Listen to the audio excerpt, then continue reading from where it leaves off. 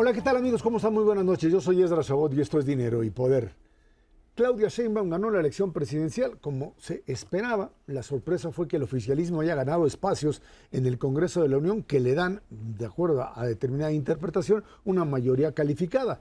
En ello basa su llamado Plan C para realizar cambios constitucionales que continúen, dicen, con la Cuarta Transformación. Hay sectores que luchan porque esos cambios no se debiliten o no formen parte de un proceso de debilitación del Estado de Derecho que afecte el futuro del país. La iniciativa privada ha externado su preocupación por las reformas propuestas, pero también su confianza al gobierno, que iniciará en octubre próximo. Nos acompaña aquí en el estudio de Dinero y Poder José Medina Mora, presidente de la Confederación Patronal de la República Mexicana, Coparmex. José, muchas gracias por estar aquí con nosotros. Ernesto Cervera, Luis Miguel González, buenas noches. Buenas noches. Coparmex ha sido siempre una instancia bastante, digamos, cuestionadora de los distintos gobiernos, y en este momento en donde se habla de no solo una cuarta transformación que se inició con López Obrador en el 18, sino con el segundo piso, estos planteamientos, estas reformas, ¿son adecuadas? ¿Se puede, digamos, trabajar en el marco legal y en el marco de confianza de lo que sería un nuevo gobierno, José? Bueno, en primera instancia te diría, Esra, que en Coparmex nos preocupan los temas que tienen que ver con Estado de Derecho, con democracia, con seguridad, justicia y paz, con respeto a las libertades, con respeto a los derechos humanos y con la ética e integridad. En ese sentido, las reformas propuestas, bueno, todas las leyes son perfectibles. Sí hay preocupación, sobre todo, y es algo que nos han dicho las empresas extranjeras que están invertidas en México, pero también las empresas que quieren venir a invertir a México, específicamente con la reforma al Poder Judicial. Es decir, hay muchas inversiones, lo que nos dicen es que tienen proyectos validados, tienen financiamiento autorizado, pero las tienen detenidas, y sí les preocupa mucho sobre todo la reforma del Poder Judicial. O sea, ¿qué va a pasar en México en un escenario en donde se apruebe la reforma del Poder Judicial, en donde se elija a los jueces, magistrados y ministros? Nos parece que sí se requiere hacer una reforma del Poder Judicial, es decir, la impartición de justicia tiene muchas áreas de mejora, pero en particular eso preocupa a las empresas que quieren venir a invertir a México. José Medina Mora, y en forma y en fondo estamos viendo muchas señales de empresarios hacia el gobierno. Pienso en la reunión de hace 15 días en el Consejo Coordinador. Por momentos uno sentía que era el regreso a los 70s. Empresariado corporativo, etcétera. ¿Cómo valoras tú la relación con gobierno, lo que es, lo que debe ser? ¿Cómo está el diálogo? ¿Qué podría cambiar en los términos del diálogo con Claudia Sheinbaum respecto a lo que tuvimos con López Obrador?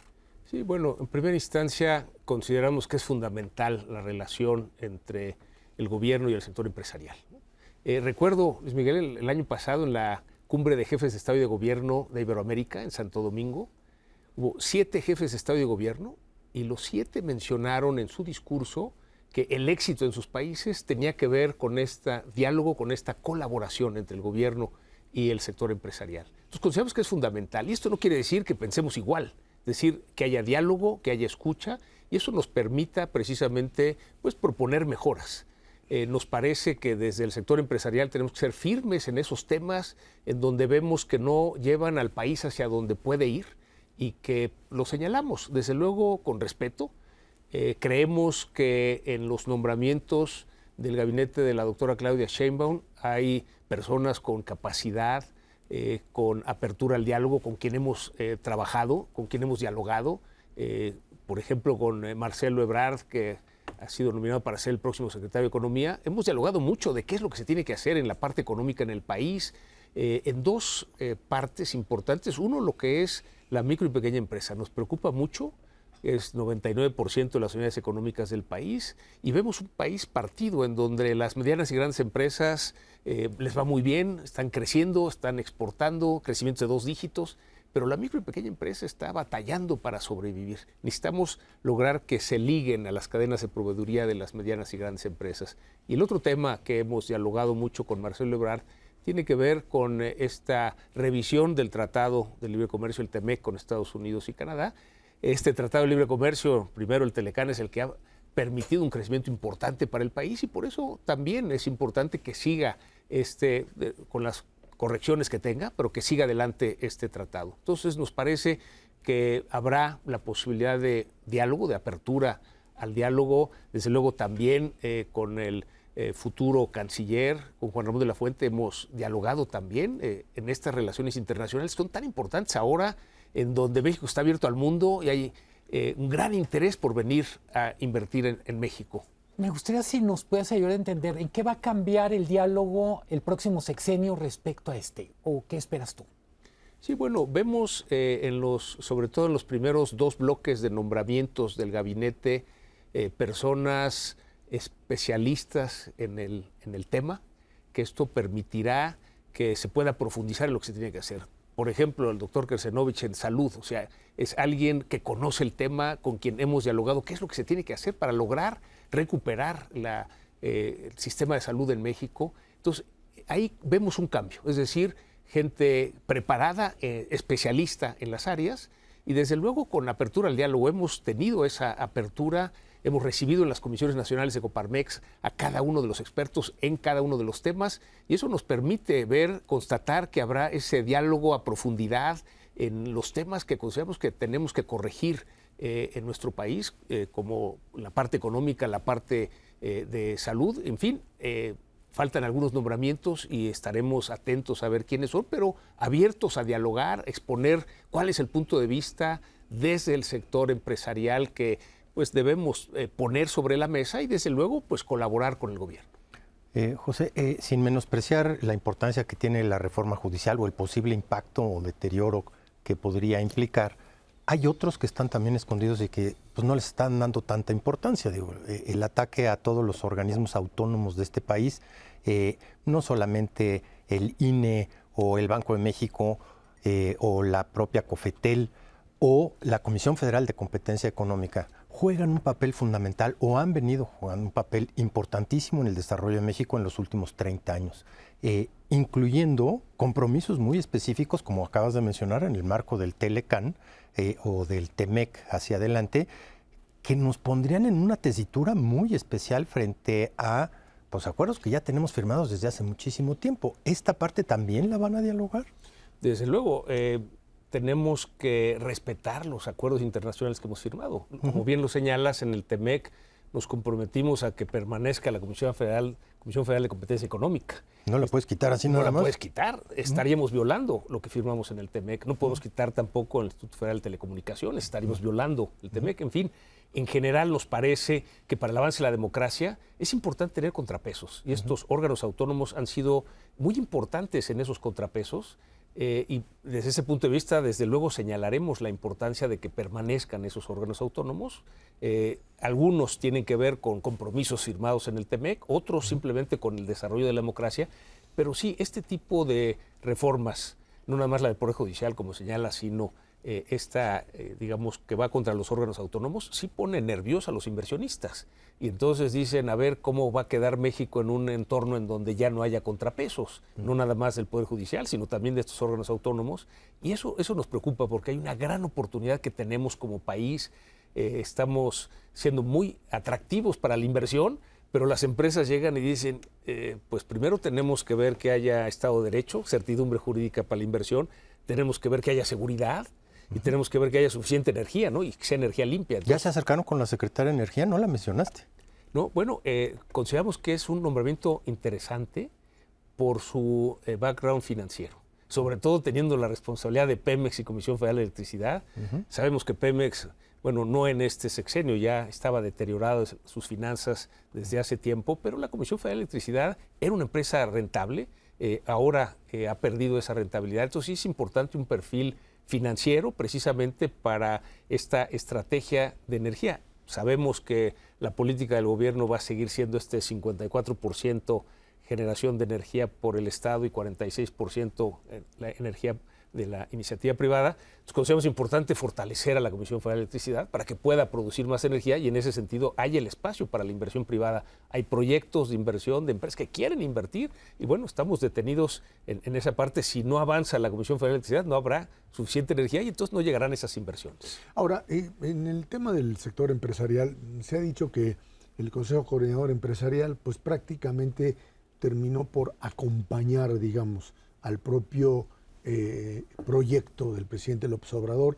que definitivamente no había, o sea, hay un grupo de empresarios que se han beneficiado incluso de las medidas tomadas por el actual presidente, y Coparmex, que siempre ha funcionado algo así como la oposición dura, diría, un momento, estamos ante una situación nueva y las reglas del juego en términos de la relación empresario-gobierno tendrían que cambiar. ¿Tú lo ves así, José? Sí, la misión del Consejo Coordinador Empresarial, como dice su nombre, es coordinar a los organismos empresariales. Somos 14 organismos empresariales, cada uno tiene una actuación en su sector que es importante.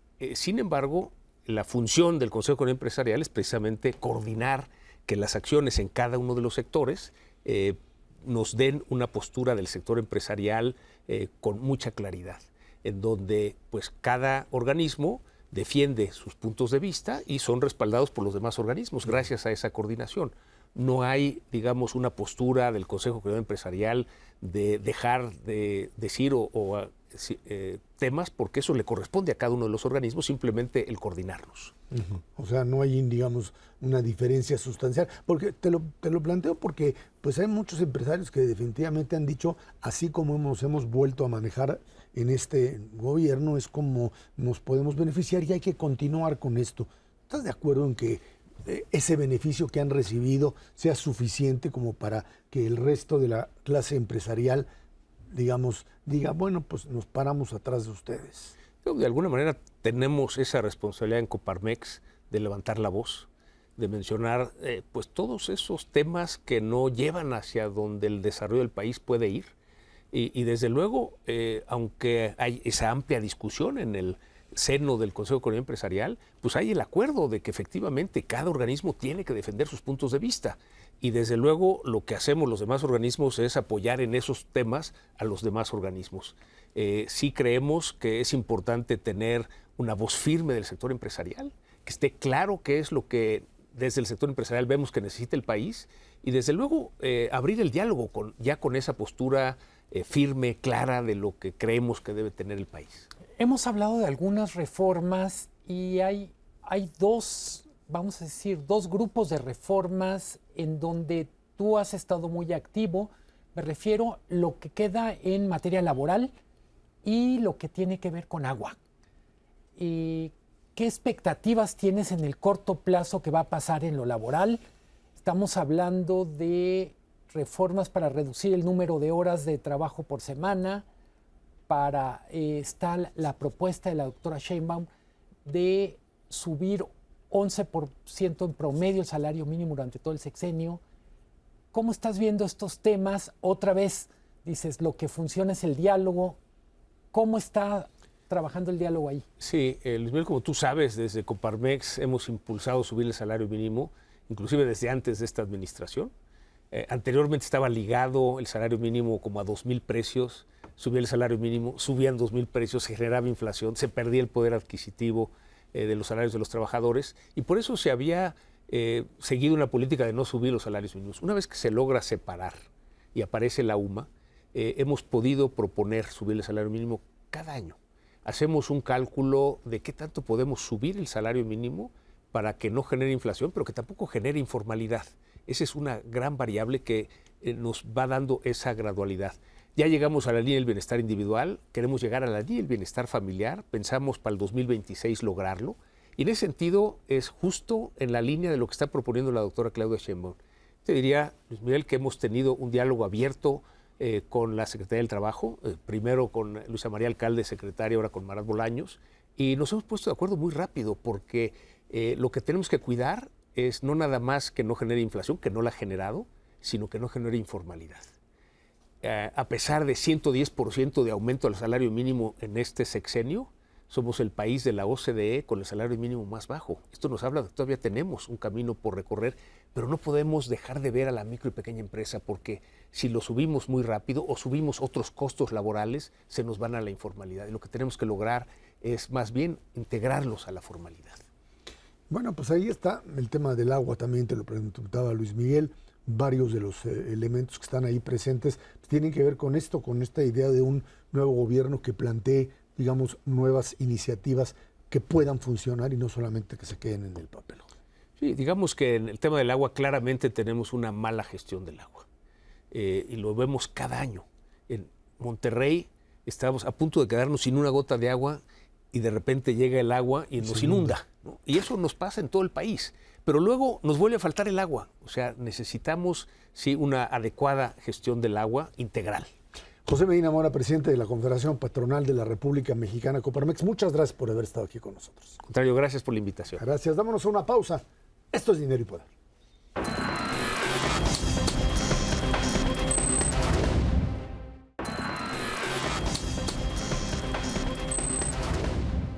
Bueno, el día de hoy se plantearon una serie de cambios dentro del gabinete presidencial, más que cambios, designaciones que realiza la doctora Claudia Sheinbaum. Rosa Isela Rodríguez va a Gobernación, Mario Delgado a la Secretaría de Educación, Omar García Harfuch a la Secretaría de Seguridad Ciudadana y se mantiene a Diana Montiel en la Secretaría del Bienestar. Por otro lado, lo que tenemos es, dentro de los partidos políticos, un pleito casado con las dirigencias. Panistas contra Marco Cortés, priistas contra Alito, que de alguna manera, pues simple y sencillamente se quieren quedar con el pastel chiquitito. El pastelito. El pastelito, el gansito, vamos a decir así, el mini gansito, porque pues quieren, para eso la pelearon.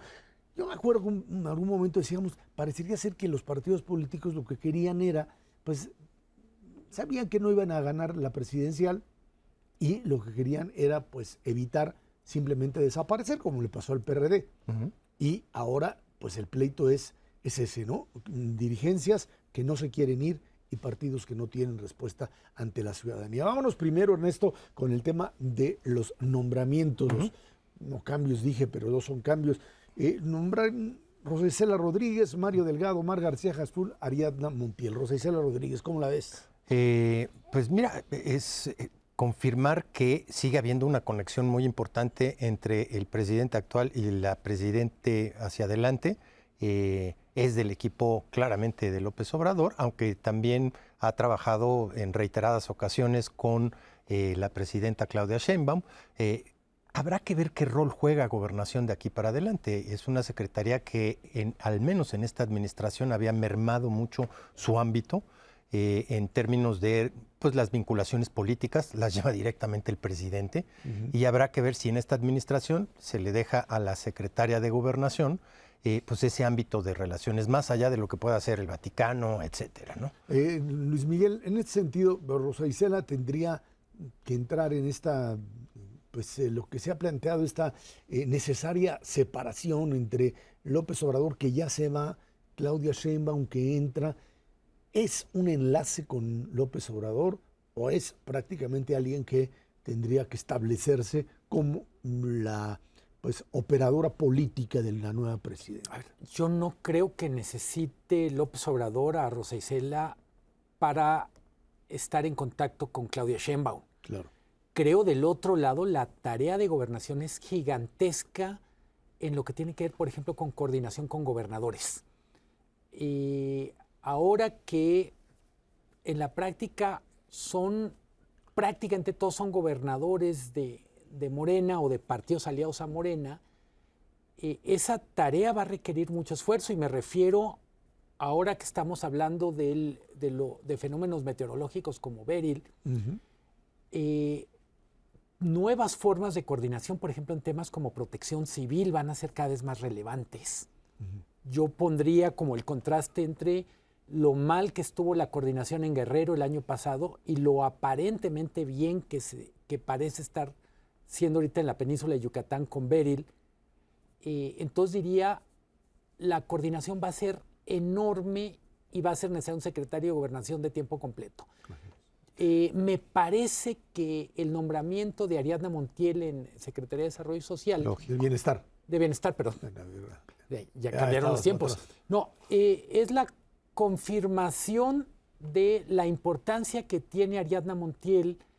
Es probablemente el personaje de bajo perfil más poderoso en el gabinete por los recursos que maneja, Y los votos que aporta. Y los por los votos que aporta. Y yo diría por la importancia que tiene para este gobierno y el próximo todo lo que tiene que ver con política social. García Harfuch no es una sorpresa, pero hay que recordar, cambian significativamente las tareas de la Secretaría de Seguridad Ciudadana con la transferencia de la Guardia Nacional a las Fuerzas Armadas. A ver, Ernesto, en ese sentido, García Harfuch, ¿qué estaría esperando? No sé, te juro que no nombren, espérame, que nombren al secretario de la Defensa, secretario de Marina, Claro. y establecer límites de qué es lo que le corresponde a seguridad pública, Ajá. porque Guardia Nacional se va a ir al mando militar. Claro. Entonces, ¿qué le el queda? resto, ¿qué le queda? Si ya no tiene PFP porque ya se convirtió en Guardia Nacional y la Guardia Nacional ya se la llevó, pues le queda la mejor, y esa es una suposición, hacer una nueva policía de a 50,000 por año y llegar a 200,000 nuevos policías en el transcurso de los próximos 4 años. Pues esa puede ser una chamba relativamente interesante, porque policía de entrada pues prácticamente no va a tener. Sin duda alguna, hacerte responsable de la seguridad de las familias mexicanas en un contexto en donde es el primer reclamo que tienen, sin los elementos y los instrumentos que tienes para hacerlo, híjole, es una responsabilidad durísima, a menos que tengas una coordinación brutal. Pero si tienes una coordinación brutal con los militares, entonces pasas a ser un subsecretario de seguridad y no un secretario de Estado. Ahora, pero me queda claro que de los 4 nombramientos que se anunciaron Ese sí es hoy en de la la- mañana, ese sí es de este Claudia. es el que Sí, Claudia claro, Sheinbaum es su caballito de defendió batalla. a capa y espada, porque de hecho, acuérdate que era la carta de la propia Claudia Sheinbaum para la Ciudad de México, y ahora lo retoma como su alfil, digamos, en el tema de seguridad, lo que creo que una vez que sea esto 1 de octubre y las cosas cambien, la figura de Harfuch va a sensiblemente hacer cambiar incluso la propia dinámica de la relación entre militares y civiles en este sentido. Solo por recordar una cosa obvia y una cosa que todos sabemos, la seguridad es el tema que más preocupa a los ciudadanos. Sí. Yo diría, es el tema en el que más lejos quedó el gobierno respecto a las expectativas. Yo diría, si solo la tarea de García Harfuch sea hacer que cambie la narrativa, hacer que cambie la estrategia desde el punto de vista de los civiles en el gobierno. Se habla mucho de los resultados que dio en la Ciudad de México, pero también hay que recordar, la Ciudad de México tiene características excepcionales. Lo más relevante es, tiene más policías por cada 10,000 habitantes que el resto del país. Cuando digo más, no quiero decir Casi 40,000 policías hay en el DF. En promedio En la Ciudad de son 6 veces más policías por 10,000 habitantes que lo que tiene el país. Creo que hay un tema en el que eso sí quedó en la Secretaría de Seguridad Ciudadana, es inteligencia. Todo lo que tiene que ver con procesamiento de datos, información delicada, y probablemente sea una cosa en donde todo lo que tenemos son áreas de oportunidad. Yo diría, está tan mal la situación en seguridad que todo lo que haga García Harfuch va a lucir. Si es que le funciona, si es que logra reducir índices de homicidios. Significativamente, no estarnos peleando por si la curva se municipal, acható o y no esas se cosas. acható. O sea, la traducción, rapidísimo, Órale. es un área de oportunidad, es que no hay nada. Es que No hay absolutamente nada y y puedes lo que sea crecer. es ganancia. Digo, en plan... Así se llama en Ok. español. Mario Delgado, a la Secretaría de Educación Pública, me queda claro que pues sí, Entonces, el premio. es un premio, es el reconocimiento al trabajo que hizo en Morena, y ahora vendrá el entronque de quién entra a convertir al partido más poderoso del país, al partido en que un se partido. perfila como hegemónico para de aquí en adelante. Déjame rápido, antes que se nos acabe el tiempo, irnos al tema de la oposición. PRI y PAN parece que Es un desastre. sencillamente están jugando algo así como a saquear la herencia chiquitita que les dejaron, y es a pelearse todos contra todos. El albazo, la propuesta que puso Alejandro Moreno, sobre la mesa para que lo aprobaran rapidísimo y sin chistar, es de partirte de risa. Lo podría dejar 12 años como presidente del PRI. Obviamente todos los priistas brincaron, pero además con un poder absoluto. O sea, todos y cada uno de los nombramientos tendrían que pasar por su puño y letra. El poder de la nada, te diría yo. Exactamente, el poder de la nada, pero todos los priistas están enojadísimos, encabezados por Dulce María Sauri, que lo que dice es no, simplemente no va a pasar. Ha dicho inclusive que están dispuestos a ir hasta donde sea para quitarle al PRI de las manos a Alito. Vamos a ver si es cierto y hasta dónde llegan. Antes que Claudia se los quite completamente y se los lleve, que es más fácil, ¿no? El pleito por el PRI me recuerda esta frase de Borges relacionada a las Malvinas que decía 2 calvos peleando por un peine. Exactamente. Creo que es mucho más interesante la situación del PAN, en primer lugar, porque el PAN sí tiene un grupo de votantes, de ciudadanos que, vamos a decir, tiene un voto duro. Digamos que el botín es más grande. Y el voto y el botín. El voto y el botín, los dos. Hemos escuchado que el PAN, entre las cosas que se está planteando, es ver la posibilidad de convertirse en un partido de derecha más pura, más dura, más recalcitrante, más parecido al PP o a Vox en España. Híjole. Y yo digo, si es ridículo o si parece ridículo, nada más hay que ver lo que está pasando en el mundo. Hay un resurgimiento de partidos de extrema derecha es el caso de Milei, es el caso de Francia. Yo te diría que también de extrema izquierda, bajo el principio de que se trata básicamente de modelos populistas de uno u otro signo, ¿no? ¿Qué me preocupa? Que efectivamente tenemos muy descompuesto el tema de los partidos de oposición en México, no solo por los resultados de la elección, sino por la poca claridad que tienen respecto a qué son y qué pueden ser. Bueno, ahí está, Ernesto, y el tema que habría que cerrarlo con los pleitos internos. El día de ayer en X, ahí en lo que era Twitter, Felipe Calderón, Javier Lozano, ¿sí? Marco Cortés. Sí, ya son pleitos personales. Un pleito de lavadero, dirían por ahí, o sea, de asunto, porque simple y sencillamente parece que pues no hay ya capacidad ni siquiera de entender qué es o cuál sería la consecuencia que tendrían y si no vean el camino del PRD. Sí, no, eso está clarísimo. El PRD es un ejemplo, o debiera de ser un ejemplo para el PAN y para el PRI de a dónde se puede llegar, especialmente cuando hay una alternativa que tuvo un resurgimiento importantísimo en esta elección, Movimiento Ciudadano. Podríamos o no haber estado de acuerdo con ellos, pero hoy por hoy tienen una mucho mejor perspectiva y tienen más claridad de hacia dónde quieren llevar ese partido de lo que pueden tener el PAN y el PRI. Muy breve, Movimiento Ciudadano ganó y perdió. Sí. En los lugares donde gobierna queda en posición muy marginal. Muy mala. Endeble. Y de repente en las otras es donde finalmente tiene un peso en la Cámara de Diputados o senadores, en donde es bastante considerable. Vámonos a una pausa y de regreso. Tratado México, Estados Unidos, Canadá, pues ahí está para revisión. Esto es Dinero y Poder.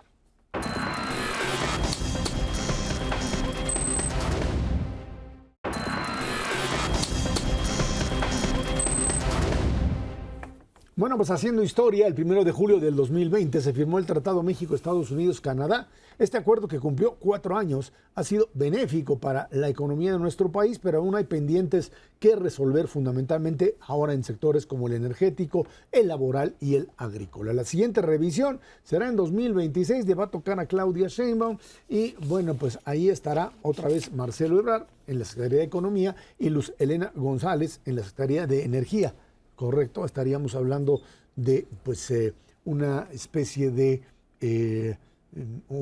equipo que conoce lo que está pasando y que sabe a lo que se va a enfrentar, además con la posibilidad real de que Trump sea el que esté en el poder en ese momento, con lo que esto implicaría en la discusión sobre energía, por supuesto sobre asuntos que tienen que ver con los contenidos de las exportaciones mexicanas y otra serie de cosas que pues podrían suceder en el eventual caso de que el señor Trump termine por gobernar otra vez la Unión Americana, Luis Miguel.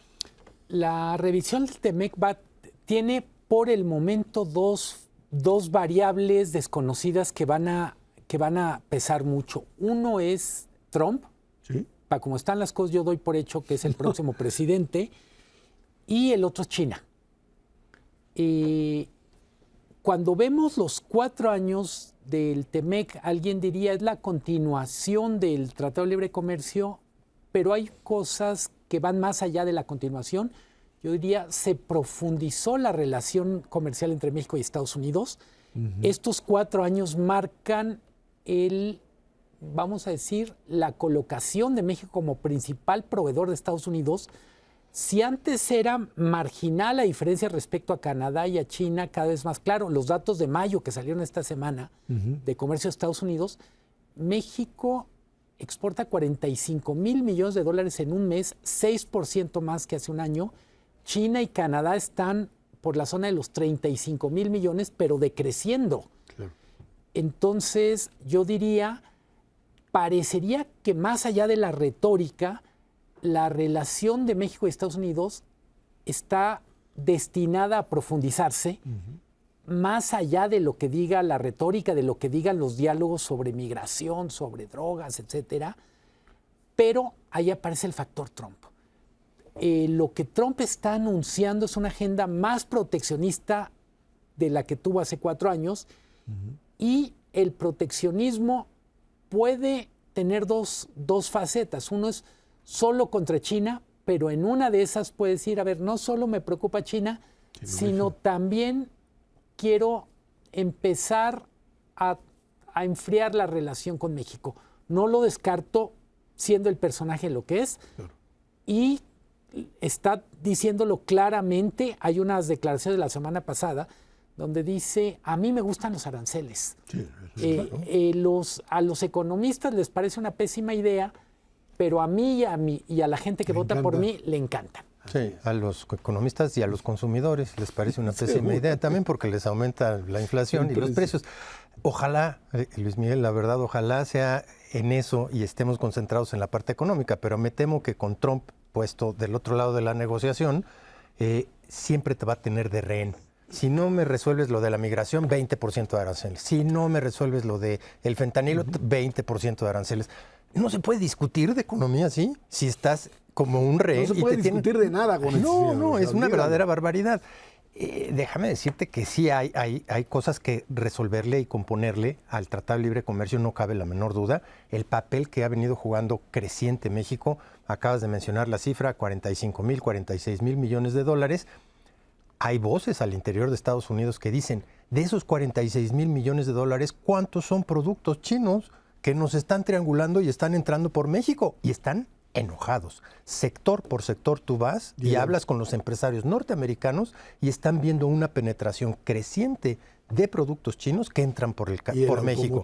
En las cifras grandes, pues sí, a todo dar, tenemos 46,000 millones y los chinos calladitos dicen, sí, está bien, hombre, los metemos por otro lado.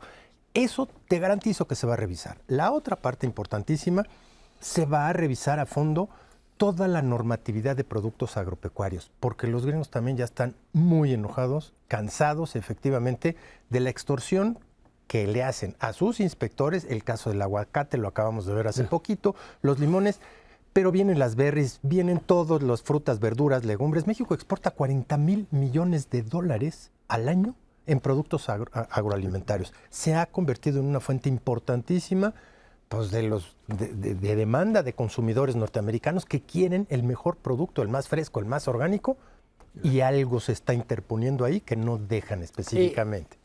A este tema que menciona ahorita Ernesto, hay que enfatizar, hay mucha inversión estadounidense en granjas y de producción de vegetales. Son empresas muy grandes. Cuando dicen en Estados Unidos, ¿por qué hay una diferencia entre California y Florida en esa posición?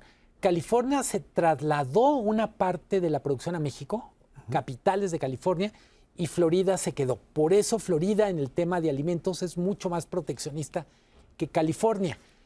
Creo que uno de los temas súper interesantes de esta revisión del TEMEC, y probablemente antes, sea la revisión de la forma en que funcionan las aduanas en México. O como no funcionan las aduanas. Claudia Sheinbaum lo ha puesto en el radar por el tema de recaudación. Estamos dejando de recaudar decenas de miles de millones de pesos por el mal funcionamiento de aduanas. Pero para Estados Unidos y en el contexto del TEMEC, el problema es ¿cuánto de lo que aparece como hecho en México en realidad es hecho en China? ¿Sí? Y probablemente el campo de batalla va a tener que ver o se va a resolver en cómo van a funcionar las aduanas. Ya lo mencionó Xóchitl Gálvez en campaña, regresando a Estados Unidos, y es la posibilidad de que haya aduanas binacionales. Así es. Y de hecho ya tienes una, más o menos ahí que funciona en el caso de Tijuana.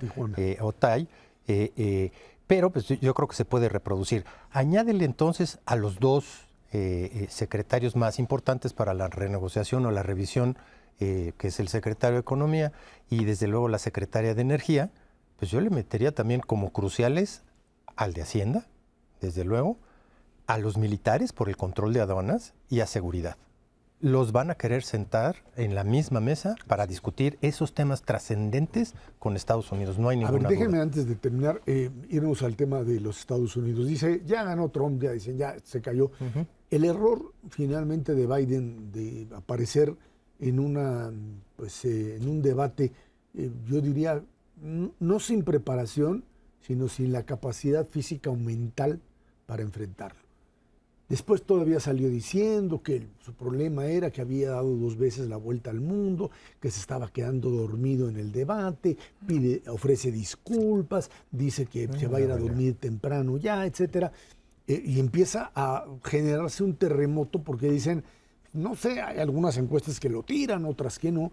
Hay gente que dice, es que esta era la prueba de fuego para él, y simple y sencillamente demostró que no puede seguir funcionando como presidente durante los próximos 4 años, y plantean entonces ahí la posibilidad de un nuevo candidato o candidata.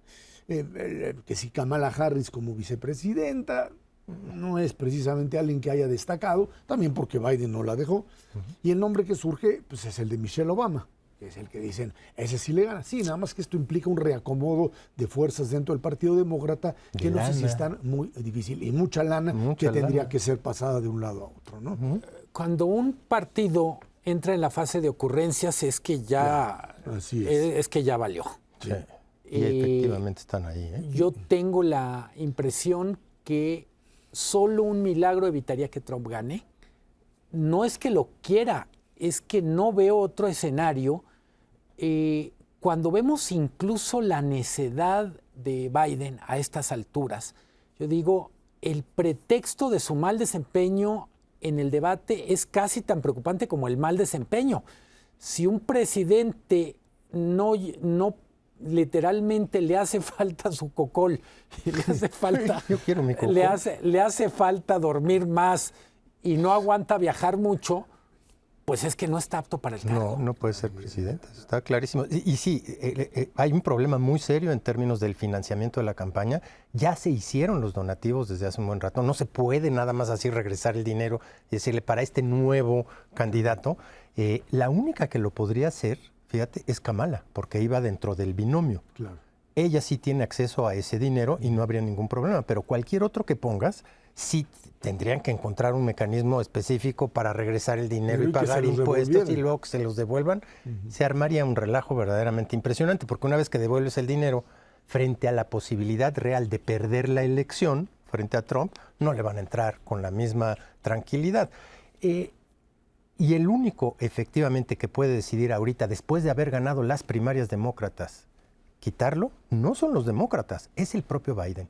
Él tiene que renunciar en un acto, pues como lo han puesto muchos periódicos y muchos intelectuales, de bondad hacia el pueblo norteamericano. Bueno, y yo te añadiría, o les añadiría, que el problema fundamental que tenemos es que la figura de Trump, que volvió a aparecer ahora sí en este debate, es, digamos, lo que llaman el Trump reloaded, o sea, el Trump recargado, sin duda alguna, con una capacidad de mentir y de decir, yo fui el que conseguí que la insulina bajara de precio. Fue un proyecto específico de la administración Biden, y él lo puede decir, y cualquier mentira se legitima porque lo dijo, porque es la figura.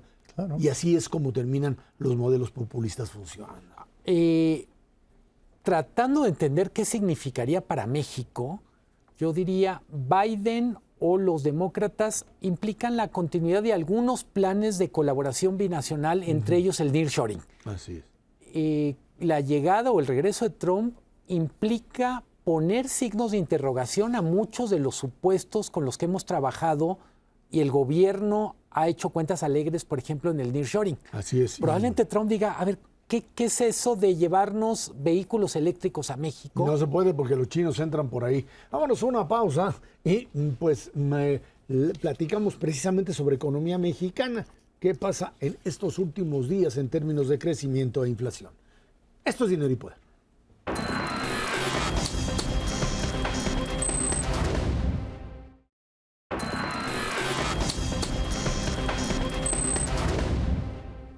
Especialistas del sector privado encuestados por Banco de México rebajaron sus expectativas del crecimiento del Producto Interno Bruto Nacional 2%. Estaba en 2,06, no es gran cosa, pero va para abajo. Estimaron que no habrá una mejora en el clima de negocios para los próximos 6 meses por los problemas de inseguridad e incertidumbre en los sectores energético, eléctrico y de telecomunicaciones. En febrero estimaban una expansión del 2,39%. En mayo pasado las remesas caen 0,9% a tasa anual. El monto acumulado en los primeros 5 meses de este año es de 25.129 millones de dólares, una muy buena cifra. En tanto, el indicador manufacturero del IMEF aumenta 0,4 puntos en junio respecto a mayo, todavía está en una zona de contracción 49,5. Una economía mexicana que pues se va parando, así lo vimos, una exportación que crece de forma impresionante, remesas que siguen llegando, capitales que se van y no pasa absolutamente nada, porque finalmente hay un contrapeso, pero un crecimiento que se espera para este fin de año por debajo ya del 2%, Ernesto. Y a lo mejor puede ser optimista, muy probablemente veamos rebajas en esa proyección de crecimiento en el transcurso de los próximos meses, no tanto por lo que está sucediendo en México. La verdad es que el consumo privado sigue mostrando una fortaleza impresionante, independientemente de lo que haya pasado con las elecciones. La venta de automóviles está creciendo como loco, creció 8%, y eso se mantiene todavía el consumo privado en general como el motor de crecimiento de la economía mexicana, pero sí por la parte externa. Aunque las exportaciones están creciendo de manera muy importante, el valor asociado a la producción nacional, las manufacturas mexicanas, que es a final de cuentas el desarrollo de toda la zona fronteriza mexicana, no está teniendo ese mismo dinamismo. Y por eso empiezan las dudas de dónde están saliendo tantas exportaciones mexicanas. Esa es una hipótesis, no cabe la menor duda, pero no están teniendo el mismo impacto en materia de crecimiento nuestras exportaciones sobre el PIB nacional que lo que está teniendo, por ejemplo, el consumo. El consumo sí es verdaderamente impresionante. Y lo que está también jugando un papel a veces bueno y a veces no tan bueno es precisamente la inversión. La inversión que durante todo el 2023 jugó un papel extraordinario, se expandió a tasas muy importantes. Macario diría, no, porque es nada más la construcción. No, la verdad es que sí hay un crecimiento importante en maquinaria y equipo de importación, aprovechando un tipo de cambio muy bajo. Ahorita ya se detuvo relativamente. Y ahí sí podemos meter futurología para decir, esa inversión que nos da en el margen la capacidad de crecer mucho más, no necesariamente va a estar presente en el segundo semestre del año y desde luego no va a estar presente durante todo 2025, que es cuando Estados Unidos verdaderamente va a entrar en un proceso mucho más fuerte de desaceleración. Hoy por hoy, Europa está proyectado a crecer más en el 2025, China está proyectado a crecer un poquito más hacia el 2025, Estados Unidos está proyectado a crecer menos, mucho menos, de un 2,4 en este 2024 a solamente 1,7 el año que entra. Uno puede ver el vaso medio lleno, 1,7 está bien, pero es sustancialmente más bajo y lo que nos impacta a nosotros en la dinámica de la frontera. Es otra vez esta idea del famoso aterrizaje de todas las medidas suave, que de repente pues, simplemente se está posponiendo, digamos, el gran choque de esto que pues no es una recesión, pero sí es un crecimiento muy, muy bajo por un periodo prolongado de tiempo, ¿no? Sí, es correcto. El 2024 tiene otra característica que es tan obvia que hay que decirlo, es el último año del sexenio. Eso significa, por ejemplo, que el gasto público tiene un comportamiento, prácticamente son 2 tiempos, como si fuera partido de fútbol. Primer semestre y segundo. El primer semestre normalmente tenemos un gasto público muy dinámico y en el segundo semestre de un año electoral fundamentalmente lo que tenemos es una especie de cruda que vino después de la fiesta. No solo estoy hablando de gobierno federal, estamos hablando de 9 gobiernos estatales, incluyendo la Ciudad de México, que entran en esa dinámica. Entonces yo diría, el bajar los pronósticos se justifica dado que los números del primer semestre no fueron muy buenos, quedaron abajo de lo que se esperaba, y lo único que podría mover la aguja es que el segundo semestre fuera significativamente mejor de lo que se espera, en contra de toda probabilidad. Ya decía Ernesto, hay factores externos, en particular la economía de Estados Unidos, pero yo diría el principal factor interno es el final de la administración. Pregúntenle, por ejemplo, a los proveedores de Pemex lo que está significando cobrar. No, imposible, prácticamente imposible. Estamos ante una situación muy complicada. Ahora, en este escenario, digamos, hemos platicado, creo, a lo largo del programa, este intento de cambiar las reglas del juego del sistema político mexicano y del sistema jurídico mexicano, es algo que, más allá de toda la discusión, lo que te genera es la idea de que hasta que yo no tenga claro, diría el inversionista, cómo se va a jugar este partido, yo no le entro.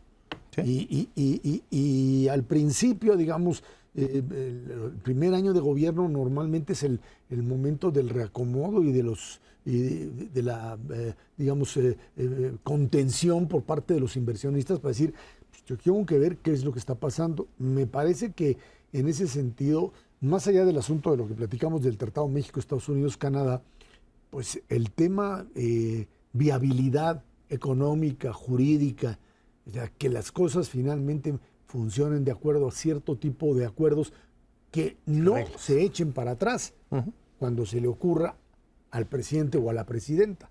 Y creo que en ese sentido ahí es donde estamos. Sí, el nombre del juego es precisamente incertidumbre, al menos de aquí a septiembre. Ya no falta tanto. Alguien decía por ahí, no nos vamos a hacer viejos en esta espera de 2 meses, pero a lo mejor sí nos hacemos viejos después de ver los anuncios de septiembre. El problema es ese, el temor de estar sobreinvertido cuando la decisión que pueda venir en septiembre es precisamente mala, no mala para un año, mala para los siguientes 10 o 20 años. Porque cuando tú te comprometes a hacer una inversión del calado de las que vienen en el famoso nearshoring, no es para un poquito, vas a poner plantas gigantescas para aprovechar el mercado y la oportunidad de exportar hacia los Estados Unidos.